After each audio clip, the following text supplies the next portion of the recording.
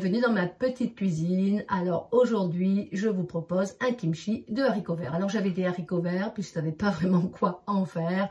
Et comme j'adore le kimchi, ben, je me suis dit pourquoi pas. En feuilletant dans le livre des choqués fermented vegetables, j'ai vu qu'ils avaient une recette qui faisait un kimchi d'haricots verts. Et en fait, leur recette étant tellement différente de la mienne que j'ai décidé de garder ma recette avec ma fabrication de sauce pour le kimchi. Alors moi, ce que je fais, c'est que je prends de la farine de riz gluante, 3 cuillères à soupe pour une tasse d'eau. Après, vous pouvez multiplier la recette autant de fois que vous voulez. Ici, pour 1 kg de haricots verts, je vais aller ajouter des échalotes. On peut mettre des oignons rouges, on peut mettre des petits oignons verts, enfin ce que vous avez sur la main. Moi, j'ai des échalotes françaises. Je vais aller mettre de l'ail de mon jardin, donc 5 gousses d'ail. Je vais aller mettre bien sûr de la sauce de poisson, du sel et bien sûr un élément qui est indispensable dans le kimchi, le gochugaru. Alors commençons. Alors dans un premier temps, bah, c'est sûr, je vais aller nettoyer tous les haricots verts. C'est ce qui est le plus long. Alors moi je ne garde pas ceux qui ne sont pas fermes.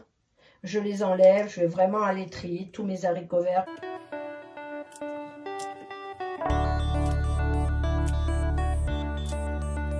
Alors moi ce que je fais, on pourrait les laisser en entier, mais moi ce que j'aime bien, comme je les intègre souvent dans une petite portion de salade ou de sandwich ou peu importe, c'est d'aller les couper vraiment comme ceci, avec une forme biseautée. Voilà. À savoir que parfois je consomme le kimchi immédiatement. Si vous n'aimez pas les saveurs de fermentation, vous n'aimez pas qu'elles soient fortes, pensez à faire des consommations rapides. C'est-à-dire, vous préparez votre kimchi, puis vous pouvez le laisser au frigidaire 1 jour ou 2 jours, et après, vous le mangez. On peut aussi, si on veut ralentir la fermentation, avoir ce qu'on appelle des frigos de fermentation. C'est-à-dire, on va aller placer nos pots qui n'en ont pas besoin. C'est vraiment parce qu'on décide de les placer dans des frigidaires. C'est que dans le frigidaire, la température étant de 4 degrés, ben les micro-organismes, ils ne peuvent plus faire la fête dans votre pot. Et donc, je vais aller fabriquer ma sauce et ensuite, je vais aller mettre mes légumes dans ma sauce tout simplement.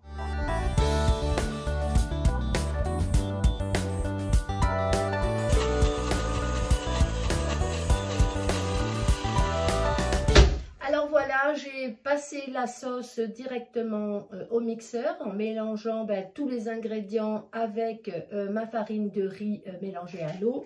Et j'ai obtenu cette sauce, vous voyez. Alors, c'est sûr que plus vous mettez de gochugaru, plus votre sauce est orange. Si vous avez beaucoup de gochugaru, votre sauce sera plus foncée. Et si jamais vous utilisez une grosse quantité de piment, je vous conseille de travailler avec des gants. Donc là, je vais tout remuer, tout simplement. Et je vais aller ensuite remplir mon pot. Alors, on peut goûter la sauce à ce moment donné-là.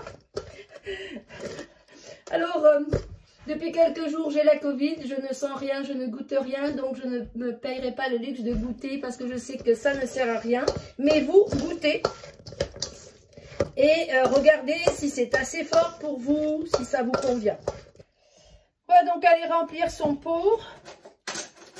Donc, on peut le faire à la main, on peut le faire aussi avec un couvert. Voilà, l'important est toujours de tasser, comme toujours. Ici, je vais aller mettre ma décoration. Alors ici, je triche, parce que ma décoration, elle vient de mon pot de gingembre, c'est-à-dire que c'est de la betterave qui est déjà fermentée. Donc, voilà. Voilà. Et là, je vais remplir. Donc, on va penser à tasser. Alors, moi, je peux tasser avec les mains. Voilà. Alors, faites attention quand vous faites des décorations, parce que des fois, ça crée des poches, justement. Donc, bon, on essaye de bien faire attention à ça. Alors, j'ai été cueillir des feuilles du jardin et je vais faire la fermeture avec du kale rouge. Donc, moi, souvent, quand elles sont petites, j'en mets plusieurs pour être sûre. Voilà. Donc, je vais aller mettre, donc, vous voyez, c'est tout simplement du kale rouge, hein, qui va faire le bouchon. Et là, je vais aller mettre mon poire. Puis là, on voit que le jus est en train de remonter par-dessus.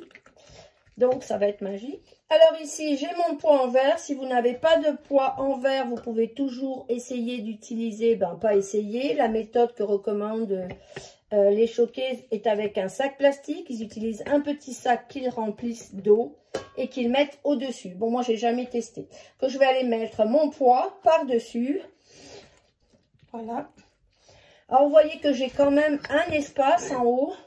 Voyez. Voilà. Là, je vais aller chercher mon joint et fermer le pot. Voilà. Et donc là, je fais ma fermeture. Mon pot est fini, il va rester sur le comptoir. Comme je vous le dis toujours, pas en lumière directe. J'ai une fenêtre juste ici, devant ma cuisine.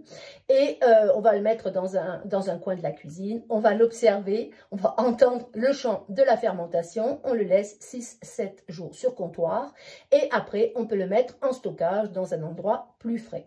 Alors cette fois-ci, moi, ce que je vais faire, c'est que je vais essayer de faire une fermentation courte pour voir vraiment la différence. Parce qu'en général, je fermente mes kimchi et je les mange plus tard.